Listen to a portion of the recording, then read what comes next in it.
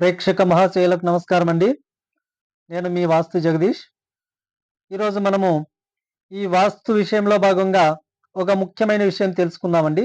ఇది చాలామంది నాకు ఫోన్లు చేసి అడిగిన విషయము. ఏమంటారంటే, "గురువుగారు ఇట్లా మాది పలానా ప్లేసు. ఇక్కడ మేము ఇంట్లో దాదాపు 10 సంవత్సరాల నుంచి ఉంటున్నాము. మా ఇల్లు సరిగ్గా ఎందుకో మాకు కలిసి రావట్లేదు. మా ఇంట్లో ఏదో వాస్తు దోషాలున్నాయని మాకు అనుమానంగా ఉంది. కాబట్టి మీరొకసారి రావాలి" అని నన్ను అడుగుతారు. నేనైతే వీలు చూసుకొని, సరే అండి నేను పలానా రోజు వస్తానని వాళ్ళకొక డేట్ చెప్తాను. ఆ డేట్‌కి పాపం వాళ్ళు రెడీగా ఉంటారు. నేను వెళ్తాను. వెళ్ళిన తర్వాత అక్కడ చూస్తాను. అక్కడ ఏవైతే వాస్తు దోషాలు అంటే దాదాపు ఒక 1% వాస్తు దోషం ఏమైనా ఉంటే అది వాళ్ళ దగ్గర ఏమి చెప్పను.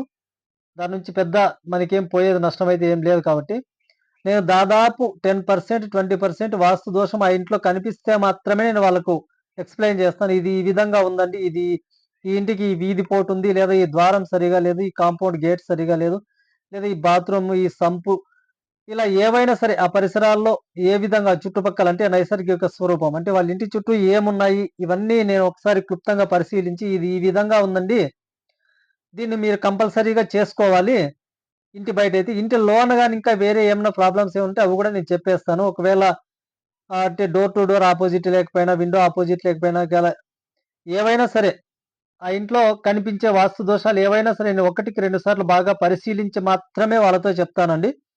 అవి కూడా వాళ్ళు చేసుకుంటారన్న ఒక నమ్మకంతో నేను చెప్పినట్టు చేసుకుంటారన్న నమ్మకంతోనే వాళ్ళకి చెప్తాను.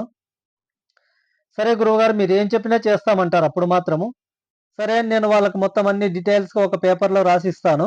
ఇది ఈ విధంగా చేసుకోండి. మీకు 100% చేసిన ఒక 6 నెలలు, సంవత్సరం వరకు మీకు ఇలాగే ఉంటుంది. తర్వాత మీకు అప్పటినుంచి మళ్ళీ మీ ఇల్లు అభివృద్ధిలోకొస్తుంది. మళ్ళీ మీరు పూర్వ వైభవం పొందుతారు ఇంట్లోను. కాబట్టి నేను చెప్పింది మాత్రం కంపల్సరీ చేసుకోవాలని చెప్తాను. అప్పుడు మాత్రం సరే అంటారు. నేను వచ్చిన తర్వాత మరి ఎవరో అంటే ఇంకొక వాస్తు ప్లానర్‌ని గాని, లేదంటే ఇంకొక సిద్ధాంతిని గాని, లేదంటే ఇంక ఇంజినీర్‌ని గాని, లేదా వాళ్ళకి తెలిసిన వాళ్ళని ఎవరినైనా ఇంకొకరిని పిలిపిస్తా. అంటే వాళ్ళు అది వాళ్ళ మీద నమ్మకం లేకనో, నా మీద నమ్మకం లేకనో తెలీదు గానీ, పిలిపిస్తారు. వాళ్ళు వచ్చినా కూడా ఈ ఒక వాస్తు ప్లానర్ ఎవరొచ్చినా గూడా 100% నేను చెప్పిందే చెప్తాడండి. ఖచ్చితంగా. ఒకవేళ నాకన్నా ఇంకా గొప్పగా తెలిసిన వ్యక్తి అయితే నాకన్నా ఇంకా కొంచెం ఇంకా 1, 2 ఏవైనా ఇంకా వాస్తు దోషాలు ఏవని చెప్పవచ్చేమో అంతే కానీ, నేనైతే ఇందులో గొప్ప అని అయితే మాత్రం నేను చెప్పను. నాకన్నా గొప్ప మేధావులు గూడా ఉన్నారు. అది ఈ విధంగా ఒక వాస్తు ప్లానర్, సిద్ధాంతి గాని ఈ విధంగా చెప్తారు. సరే అండి. ఇప్పుడు నేను చెప్పింది చేయాలా? వాళ్ళు చెప్పింది చేయాలా? అని మరీ నాకు ఫోను జేస్తారు. ఇంకో గురువుగారొచ్చారండి.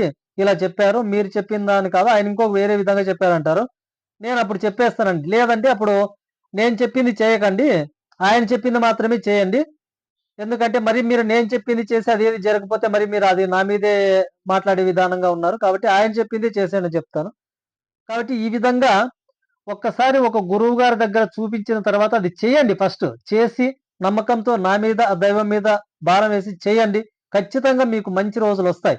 ఖచ్చితంగా ఆ ఇల్లు వాస్తుకు మళ్ళీ బావుండేలా నేను చెప్పింటాను కాబట్టి, ఆ విధంగా చేసిన తర్వాతే మీరు రిజల్ట్ చూడండి. అంతేగాని ఊరికే ఇంకా అది ఏమి చేయకనే మీరు మళ్ళీ డిసప్పాయింట్ అయిపోయి ఇది చేయాలా? వద్దా? అని మాత్రం మీరు సఫర్ కావద్దండి. అలా సఫర్ అయ్యేదుంటే నాకసలు ఫోను చేయకండి. కాబట్టి నేను చెప్పిన విధంగా చేస్తేనే మీరు బాగుపడతారు 100%. కాబట్టి నేను ఏది చెప్తానో ఒకవేళ ఆ ఇంట్లో 1, 2, 3 ఎన్ని దోషాలున్నాయో ఖచ్చితంగా మీ మొహం మీదే చెప్పేస్తాను. ఇది ఖచ్చితంగా చేయాలని.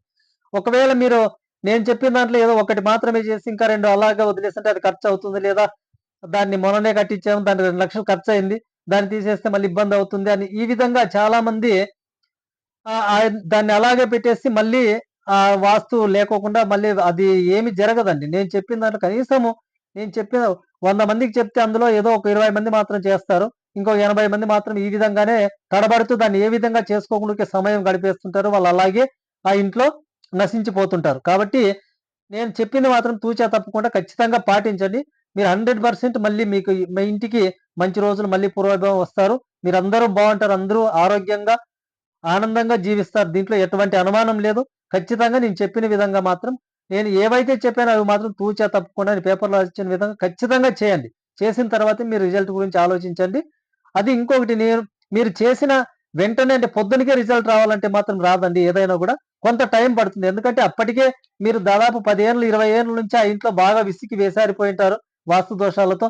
అంటే హెల్త్ పరంగా గాని, ఫైనాన్షియల్ కానీ ఇంకా వేరే ఏ విధంగా గాని, కుటుంబ విషయాలు ఏ విధంగా గాని అప్పటికే మీరు బాగా అక్కడ ఇబ్బంది పడుతూ ఉంటారు కాబట్టి మనం చేసిన వెంటనే ఏది రాదండి. కొంతవరకు ఓర్పు వసించాల్సిందే తప్పదు. తర్వాత మీకు నిదానంగా మంచి రోజులు 100% వస్తాయండి.